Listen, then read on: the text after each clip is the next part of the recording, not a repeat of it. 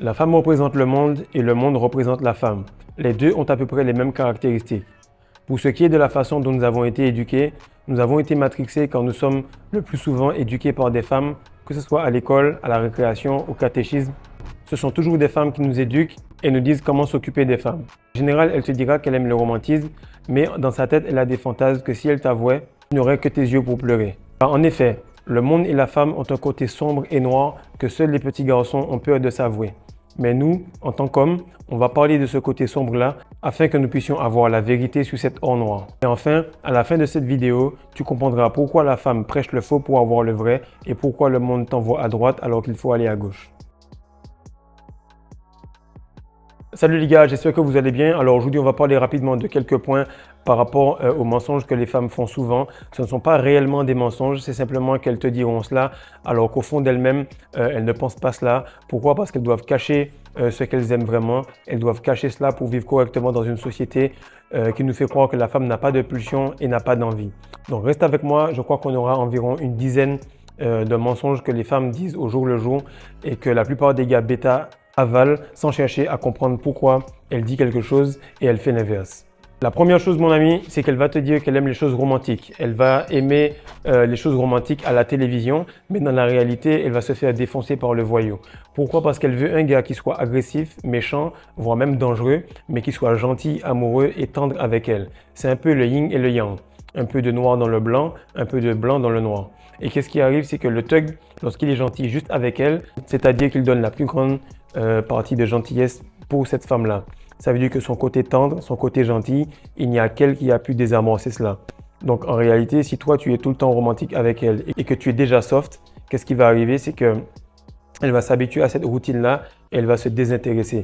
Le romantisme n'a d'intérêt que si tu n'es pas quelqu'un de romantique d'habitude. Elle va se dire qu'elle est alchimiste et qu'elle a réussi à transformer ce fameux voyou plein de plomb en un gentil bébé en or. Parce qu'en réalité, nous-mêmes, c'est ce qu'on veut. Une petite toute mignonne, toute gentille, mais qui soit vraiment une garce à la maison et qui fasse à peu près tout ce qu'on veut dans le lit. Le plus souvent, on veut qu'elle soit agressive avec les gens à l'extérieur, mais qu'elle soit douce avec nous à la maison. C'est ce paradoxe-là que nous aussi nous voulons, donc je pense qu'également, c'est ce qu'elles veulent aussi. Le deuxième point va te faire mal si tu es en relation, mais en tout cas, comme tu es dans la communauté de l'or noir et que tu te retiens et que tu pratiques le tantrisme, tu vas remettre de l'épice dans ton couple. Elle va te dire souvent qu'elle n'est pas très sexe. Elle va faire semblant pour la société de te dire qu'elle n'a pas trop envie ou bien qu'elle n'est pas trop intéressée. Mais si tu es son sex friend ou que tu es son plan cul, qu'est-ce qui va arriver? C'est que tu vas recevoir des textos à des heures assez spéciales pour te dire « passe rapidement à telle heure, j'ai envie de ça tout de suite ». Et elle va être à peu près agressive tellement elle va se relâcher avec toi si tu as bien fait le taf.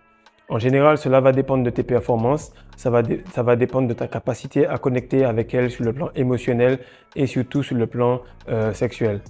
Mais sois certain qu'il y a toujours une plus grande fréquence d'envie que celle que tu perçois. Pourquoi? Parce que le gars qui l'a imprégné émotionnellement ou sexuellement ou le gars qui est son type, eh bien, elle aurait envie de lui beaucoup plus souvent que ce qui arrive. Hormis les temps de règles ou les hormones, normalement, elle aura envie plus de fois qu'il n'y paraît. Mais elle ne va pas l'avouer tout le temps parce que ça va faire paraître qu'elle est une femme facile et ce, même en relation. Donc le truc, c'est qu'en gros, tu as des mensonges publics et tu as la vérité en privé. Le troisième point, tu l'as entendu partout, mais il faut le répéter parce que tu as sûrement fait l'erreur hier ou la semaine dernière. C'est qu'elle te dit « ça va, je vais bien, je ne suis pas fâché, fais ce que tu veux, va voir tes potes ». En général, ça va arriver souvent lorsque les hormones sont instables, lorsque son ego est élevé parce qu'elle ne veut pas avouer, elle ne veut pas montrer qu'elle a un problème. Parce que si elle te dit ce pourquoi elle est fâchée, tu vas te dire que c'est une gamine. Maintenant, si une femme elle essaye de communiquer et que tu vois qu'elle a des difficultés à exprimer ses sentiments, qu'elle a des idées qui sont un peu sans dessus-dessous par rapport à une situation émotionnellement complexe, alors tu sais que c'est à toi de faire le taf. Parce que si ta femme ou la personne avec qui tu es arrive à exprimer facilement ce qu'elle a dans la tête, c'est parce qu'elle est vraiment masculine. Mais en général, les femmes ont des difficultés à dire des choses très simples dans leur tête. Pourquoi? Parce qu'elles ont une logique émotionnelle. C'est très bizarre ce que je viens de dire, mais elles ont une logique émotionnelle. Elle peut te dire « je te déteste » tout de suite et c'est 100% vrai, et te dire tout de suite après « tu es l'amour de ma vie » et c'est 100% vrai. Regarde un petit peu la moyenne de ce qu'elle dit et si en tout cas elle est toujours avec toi, mais tu te diras qu'elle t'aime quand même. Et pourquoi on est obligé de faire ce genre de vidéo-là? C'est parce qu'on est le seul animal qui se pose des questions sur sa femelle. On ne comprend pas ce qu'elle fait, on se demande pourquoi elle fait ci ou ça, alors que tous les animaux, les oiseaux, les mammifères, etc., ils savent comment faire le nid pour lui montrer qu'il est le mâle de haute valeur. Ils savent quelle parade nuptiale pour la faire venir. Ils savent comment placer les choses pour lui donner envie. Mais nous, on est en train d'apprendre et en accumulant notre énergie, on arrive à voir les micro-gestes et les micro-habitudes. Parce que plus tu te retiens, tu sais comment faire les choses, quoi faire et quand le faire. La semence te guide, c'est ton instinct, c'est ton intuition. Et de la même manière que tu pénètres le monde, ça va te permettre également de pénétrer la femme. Le quatrième point, c'est ce qui va arriver énormément lorsqu'une fille est attirée à toi en rétention séminale. Tu vas commencer à parler avec elle et tout. Elle va te faire croire qu'elle t'attendait depuis des années. Elle va te dire je ne parle à personne. Ou encore pire, si vous avez été un petit peu intime, elle va te dire non, non, non, moi je ne me touche pas. Sache que si toi tu te touches, elle se touche aussi. Elles ont des films, elles ont les films pour adultes. Simplement, vu qu'elles vont diminuer le nombre de personnes avec qui elles ont été et que toi tu vas augmenter le nombre de filles avec qui tu as été, eh bien, sache que toi tu multiplies le nombre par 3 et pour un homme tu divises le nombre par 3. C'est comme ça que tu auras la vérité. Donc là, elles vont te dire non, en ce moment il n'y a personne. Donc il y a le gars qu'elle a friendzoné, qu'elle repousse doucement, mais qu'un jour il va réussir à passer la barrière. Il y a le gars qui la fracasse en ce moment, mais elle s'est trop habituée à lui. Elle n'a pas envie de se poser avec parce qu'il n'a pas tous les attributs pour être en relation sérieuse. Ou sinon, il y a le gars qui est avec elle en ce moment, mais qui la traite comme de la merde et qui la friendzoné elle. Mais en tout cas, il y a toujours plus de gars qui courent après une fille que de filles qui courent après toi. Et ce, même si tu es en rétention. Donc ne crois jamais à ça. Il y a toujours un gars qui court après elle et elle parle toujours à quelqu'un sur le moment.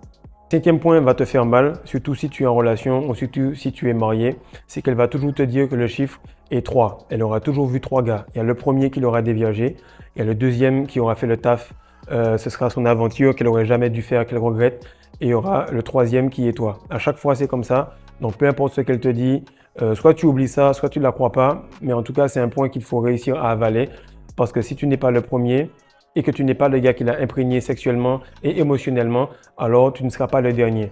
La société est faite comme ça, il faut grandir et assumer. Le sixième point, c'est le fameux « j'ai besoin de ton aide ». C'est pas vrai, elle n'a pas besoin d'aide, elle est adulte. Lorsque tu n'es pas là, qu'il faut déboucher le pot de tomates ou le pot de confiture, elle le fait elle-même. Par contre, si elle te dit « j'ai besoin d'aide sur une situation », tu vas remarquer qu'elle n'a pas besoin d'aide de manière logique. Elle ne veut pas régler la situation. Exemple. Elle est au travail, elle te dit ouais, il y a une secrétaire là, elle est vraiment salope, elle me fait des coups de chien, chaque fois elle déplace mes dossiers, elle parle dans mon dos, etc. etc. Si toi tu viens et tu lui dis ben t'as juste à ne pas lui parler, t'as juste à faire ci ou ça va la frustrer encore plus parce que ça va tout simplement lui faire penser que tu penses qu'elle est conne et qu'elle n'avait pas pensé à cela. Oui, elle a pensé à cela, c'est simplement qu'elle déborde d'émotions, elle a besoin de jeter toute cette émotion sur toi et toi en tant qu'éponge, tu vas prendre cette émotion, l'écouter et lui dire non, sérieux, non, c'est pas vrai, tu déconnes, non, c'est abusé. Et ça, c'est quelque chose que j'ai beaucoup fait depuis que je suis en terminale. Il y a des potes qui disaient en fait, là, Fredo, il t'écoute pas du tout, il est juste en train de dire ouais. Et effectivement, ça fonctionne pas mal en vente, pas mal en séduction, pas mal pour toutes les personnes qui parlent, dont vous savez déjà ce qu'ils vont dire à la fin. Ils vont se sentir écoutés, vous n'allez pas être saoulés et au moins vous allez pouvoir passer à la suite. Le septième point, c'est lorsqu'elle va te dire voici mon type de gars. Elle va te dire oui, mon type de gars, il est grand, il est ci, il est ça, il a une barbe, il a les yeux clairs, il a des locks, etc. Le problème, c'est que son type de gars n'est pas intéressé par elle parce qu'elle n'a pas fait le travail sur elle ou tout simplement qu'elle n'est pas génétiquement assez bonasse pour attirer ce type de gars. Les femmes te disent quelque chose et elles sont avec quelqu'un d'autre. Pourquoi? Parce qu'elles voient le potentiel dans le gars qu'elles ont actuellement.